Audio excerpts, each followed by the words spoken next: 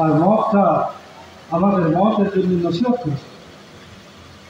ওনার হায়াতে থাকাকালীন একটা হাদিস সবসময় আমাদেরকে ইয়াদ করিয়ে দিয়েছে। আল্লাহ নবী সাল্লাল্লাহু আলাইহি সাল্লাম বলেছেন, তুবা লিল মুখলিসিন উলাইকা মাসাবিহুল রিজাল। মুখলিসিন মানুষরা এরা হচ্ছে চেরাগ স্বরূপ। এদের দ্বারাতে এদের জন্য খুশখবরি, এদের জন্য সুসংবাদ, এদের দ্বারাতে বড় বড় ফিতনা দাফন হয়ে যায়।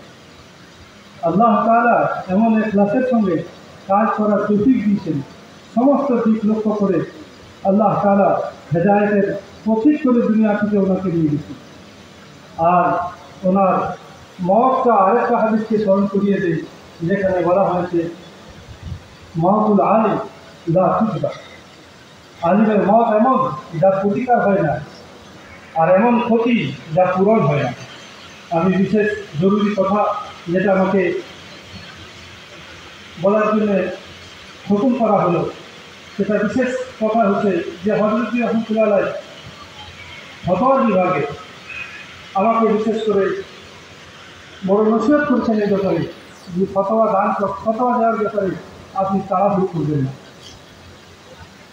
প্রশ্নকারীদের কাছে সময় দিবেন, সময় নিলে কিতাব দেখার এবং সঠিকভাবে ফতোয়া দেওয়ার একটা সুযোগ পাওয়া যায়। তাড়াহুড়ো করে ফতোয়া লিখলে, জবাব দিলে তাতে ভুল হওয়ার সম্ভাবনা বেশি।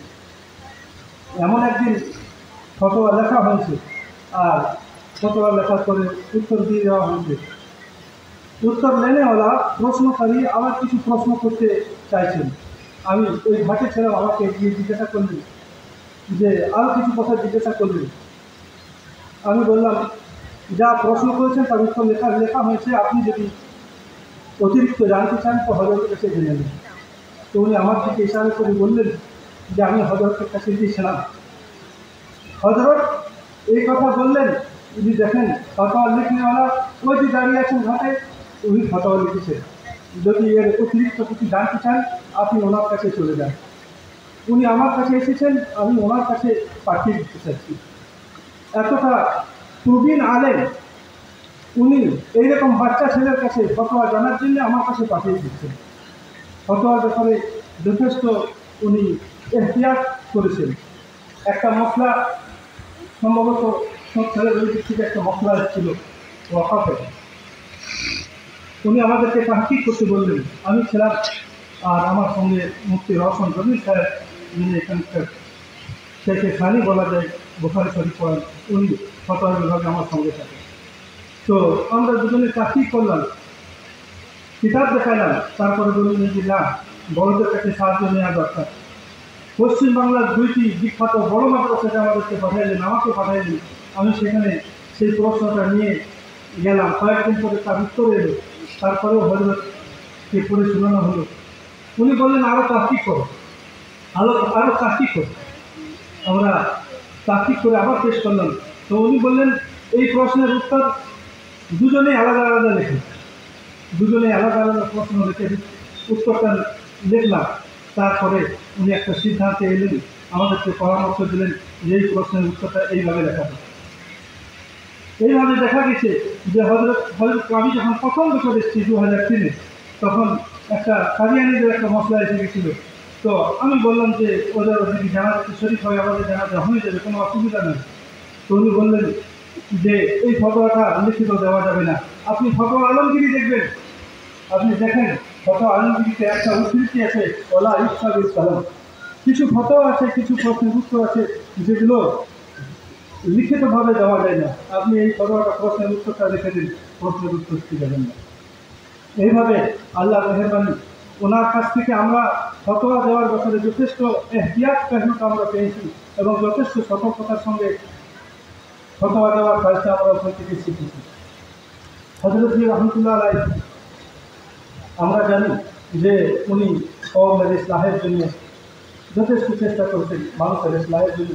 একদিন আসার পরে এখানে তালিম হচ্ছে, কিছু মোড়ের মানুষের উঠে চলে যাচ্ছেন, বললো তালিম হাদিসে বসুন। একটা হাদিস শুনলেন, একখানে ঢুকবে আর একখানে বেরিয়ে যাবে, কিন্তু ভিতরে ফল করতে স্প্রে করে যাবে। আপনি তালিমে হাতে বসুন।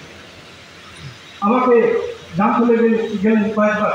তো আমাকে বললেন আপনাদের এখানে একটা মাদ্রাসা দরকার, পাশে পাশে আপনার পার্টিসাপড়ি রয়েছে, এই জন্য আপনাদের এখানে একটা বড় মাদ্রাসা একটা দরকার, আপনারা চেষ্টা করবেন। তারপরে জালখানে মাদ্রাসার ভিত্তি স্থাপন করা হবে। হযরত রহমতুল্লাহ আলাইহি একটা হাদিস, হুজুরের একটা হাদিস মনে পড়ে যায়। আল্লাহ নবী সাল্লাল্লাহু আলাইহি ওয়াসাল্লাম একটা খেজুর গাছের ঠ্যাঁক দিয়ে খুতবা করতেন। যখন মিম্বর নিয়ে আসা হলো আর খেজুর গাছটা থেকে চলে গেল, আর খেজুর গাছটা একটা বাচ্চা ছেলের মতো কাঁদতে লাগলো। হুজুর তার গায়ে হাত দিয়ে তাকে চুপ করালেন। হাদিসটা মনে করে গেল হুজুর। হযরত ইন্তেকালের দিনে, ইন্তেকালের পরে আমরা খবর পেলাম, একজন মাদ্রাসার শিক্ষক বললেন, আপনি কি লক্ষ্য করেছেন?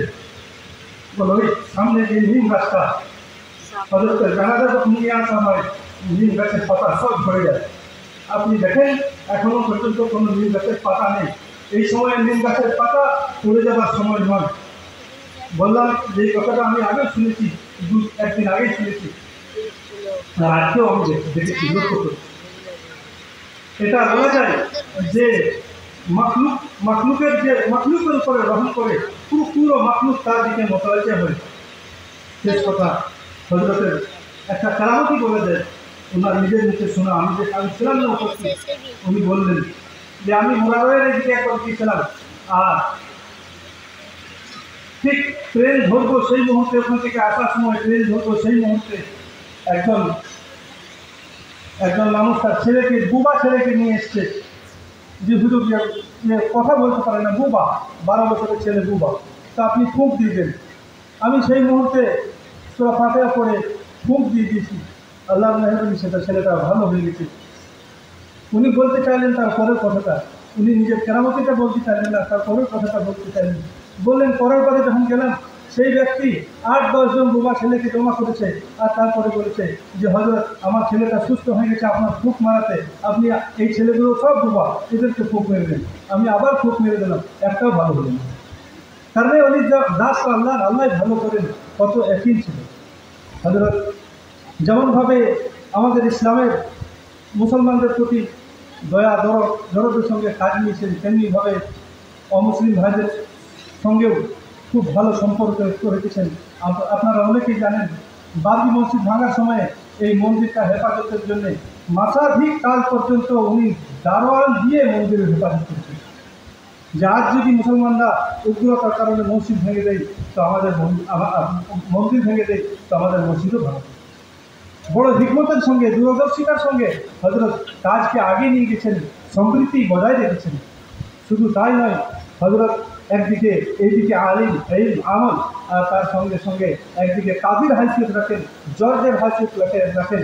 মাখরার যখন এই অঘটন ঘটে, দুর্ঘটনা ঘটে মাখরার গ্রামে, তো পাড়ই থানার বড়বাবু আরও পুরো জেলার উচ্চপদস্থ ব্যক্তিগত পেরেশান হয়ে গেলে শেষে ফয়সালা কোথা থেকে এলো? হযরতজি রহমতুল্লাহ দ্বারাতে আল্লাহ তাআলা ফয়সালা দিলেন। এইরকম ব্যক্তিত্ব আল্লাহ তাআলা দিয়েছিলেন। সুন্নতের ইহতিরাম এতটা ছিল। একদিন এখানে একজন আলিম আমাকে বললেন যে মাগরিবের আযানের জন্য আমি এলাম। তো বললেন উযু করার সময় মেসওয়াক করেছ? বলে না। বলে দেখো কে মেসওয়াক করেছে। না হয় ওই নজরুবাবু থেকে ডাকো। নজরুবাবু থেকে ডাকা হলো, তারপরে যখন মেসওয়াক করেন বলে হ্যাঁ, তারপরে আযান দেওয়া হলো। কত ইহতিরাম ছিল সুন্নতের। আমাদেরকে একদিন বললেন যে আমাদের মধ্যে যাই যে কেউ সুন্নতের খিলাফ চলে, সে যেন অপরকে টুকে দেয়, বাধা দিতে। আমার বলার বক্তব্য হচ্ছে যে হযরতজি রহমতুল্লাহ জীবনে আমাদেরকে প্র্যাকটিক্যালি আল্লাহ নবী সাল্লাল্লাহু আলাইহি ওয়াসাল্লাম সুন্নত দেখিয়ে গেছেন, শিখিয়ে গেছেন, আর আমাদেরকে রাহবারি করে গেছেন পুরো পদে পদে। শেষ কথা, আমি একটা বিশেষ জরুরি কথা আমি বলতে চাই। আল্লাহ তাআলা এই ওনার জীবদ্দশায় কাজের বুনিয়াদে আল্লাহ তাআলা ওনাকে মাগফিরাত করুন, জান্নাতুল ফিরদৌস আলা মাকাম দান করুন। শেষ কথা আমি বলতে চাই যে ওনার মৃত্যুর দিনে খবরে অনেকে হয়তো জানেন, অনেকে জানেন না, মাটি মদিনা থেকে নিয়ে আসা মাটি দেওয়া হয়। এটা আমার নিজের জ্ঞান মতে এই ব্যাপারটা আমি মশলা কখনো পর্যন্ত তাহকিক করিনি যে মাটি দেওয়াটা কি। ওনার ছেলে সালমান সাহেব, হাফিজ সালমান সাহেব কয়েকদিন আগে ওমরা থেকে ফিরেছেন। সেই একটা আবেগ ছিল, সেই আবেগে সেটা উনি আমাদের কাছে পেশ করলেন তাড়াতাড়ি মুহূর্তে, মশলা তাহকিক করার সময় হয়নি, আমরা দিয়ে ফেলেছি। এটাই হয়তো অনেক জায়গাতে ছড়িয়েছে। তো তারপরে মশলা তাহকিক করে আমরা বুঝতে পারলাম যে এটা দেওয়া আমাদের ভুল হয়েছে। এই মাটিটা কবরের মধ্যে থেকে নিয়ে আসা মাটিটা দেওয়া আমাদের ভুল হয়েছে। যে এই মাটি দিলে যে আদান কম হবে, তার জন্য আরও বেশি কিছু ফজিলত হবে, তা কিছুই নেই। এটা কিতাবে লেখছে, এটা ব্যয় আসবে, এটার কোনো জরুরত নাই, এটা দিলে কোনো ফায়দা নেই।